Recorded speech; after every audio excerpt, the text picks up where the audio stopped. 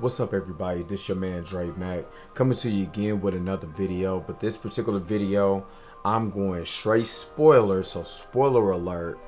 We're gonna talk about She-Hulk.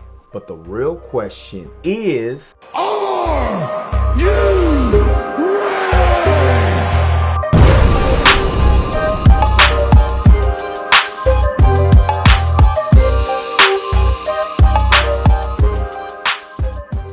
Alright, this is going to be a spoiler warning for anybody for She-Hulk. I'm about to go over everything that I kind of seen in She-Hulk. This is spoilers, so let me just give you just completely the thoughts of it. So the beginning setup, I absolutely love with her starting off, you know, kind of addressing the camera but not addressing us. You know what I'm saying? Why she goes through her speech so she can get ready for her trial. Of course, we're met with the douchey other lawyer with her, and plus, you know, her paralegal that's with her. So I actually like that setup because it kind of shows a kind of a parallel between her, the other lawyer, and then her friend. And then she breaks the fourth wall, tells us about the story of how she got to this point. And I like that part. I like the part that she kind of addresses us and let her know that she's already been She-Hulk for a minute. So this is her doing her job or whatever, and kind of gives us this flashback. So all of that was good. The setup, the actual way that she was able to get the Bruce Banner's blood onto her during the car crash when the Sakaar ship came in. And she ended up wrecking her the car or whatever, and how all that worked. I absolutely love that.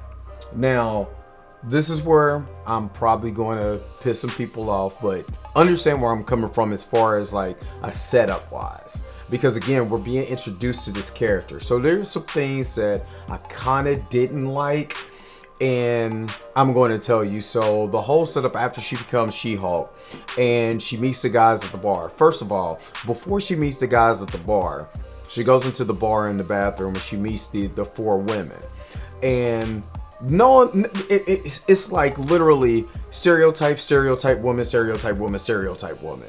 This is I think this is the part where it kind of lost me just for a moment, because all these women are not listening to her. It's almost like, you know, you got the stereotypical black girl, you don't need him, and you don't need her, you don't need them, whatever you into. And it's like, okay, I get it. I get where you're trying to set up, but you're not even listening to this woman, and she's saying that, no, nobody hurt me or whatever. If they would have sat and listened instead of doing her makeup, doing her hair, putting her on some clear heels, you know what I'm saying, and a fur coat, you know what I'm saying, literally doing her makeup. Like, are you listening to what she's actually saying?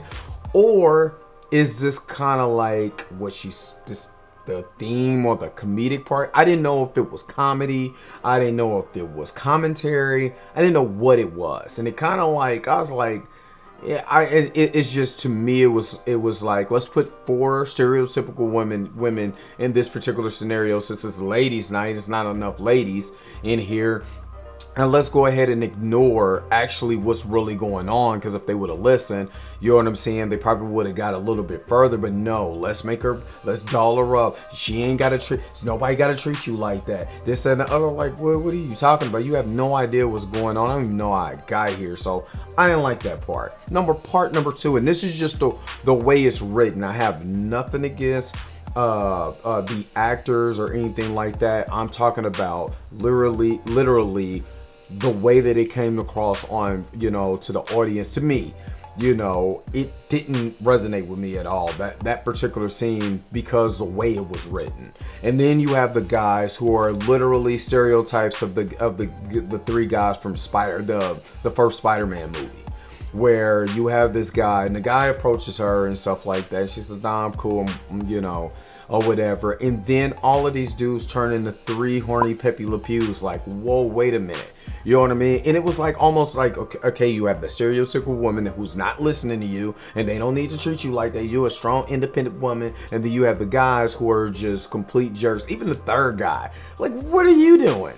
Like, none of these people are written like actual people. They're written like characters to get to a point where she becomes She-Hulk for the first time.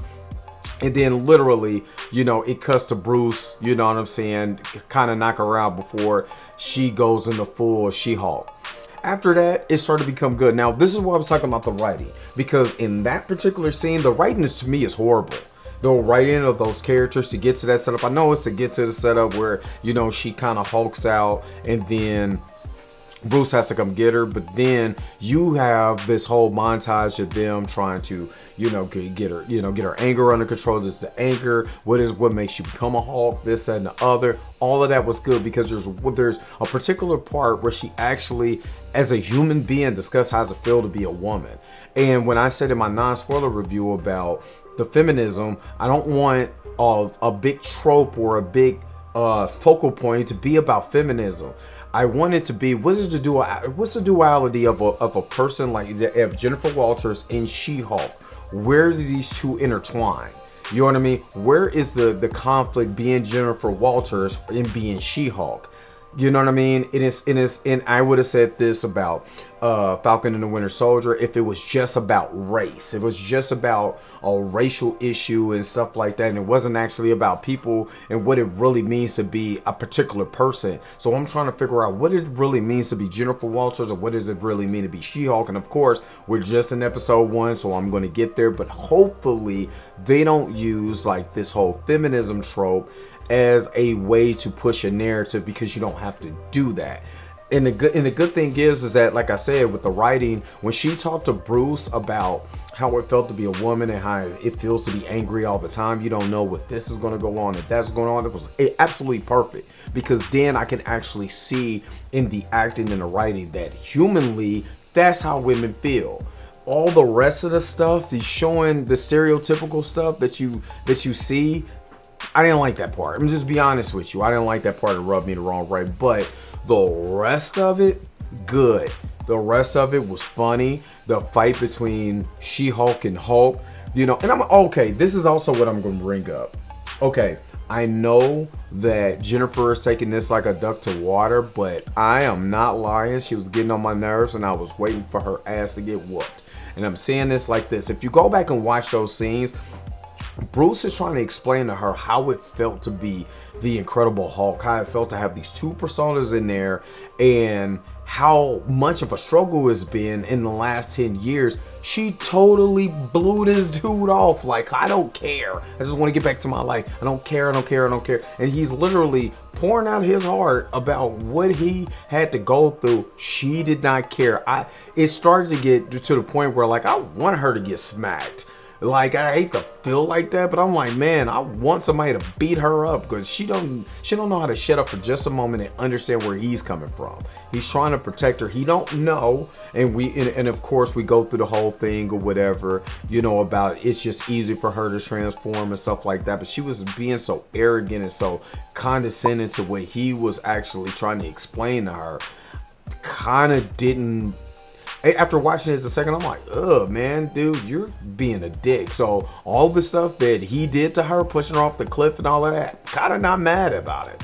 I'm not mad about it at all. And it came to a crescendo towards the end, but she kind of was being a dick to him. You know what I'm saying? As a woman, like, I know everything and you don't know nothing and all of this. And this man has already been through what you're going to go through. You know what I mean? So hopefully they'll be able to have a come to Jesus meeting, what I call, for her character. But for the meantime, it kind of like, I was like, dude, please shut her up. So the whole back and forth between her and Bruce or whatever, it was good. So again, I'm allowing this to grow. I don't want people to be like, you don't like strong, independent women, and dudes like and I understand men act like that. Just don't write them stereotypically. That's the only thing I'm asking for. There's ways to be able to write the commentary in a way where you could still be able to understand. It didn't have to be three dudes that was just immediately on some Pepe Le Pew. Take it easy, Pepe. You could have had one of the guys, you know what I'm saying,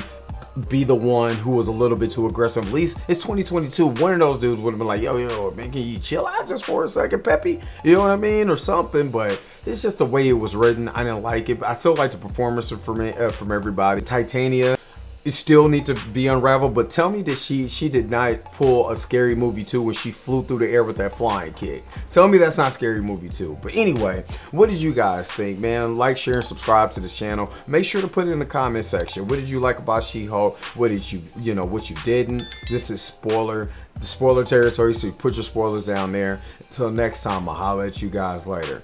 Peace and bye-bye.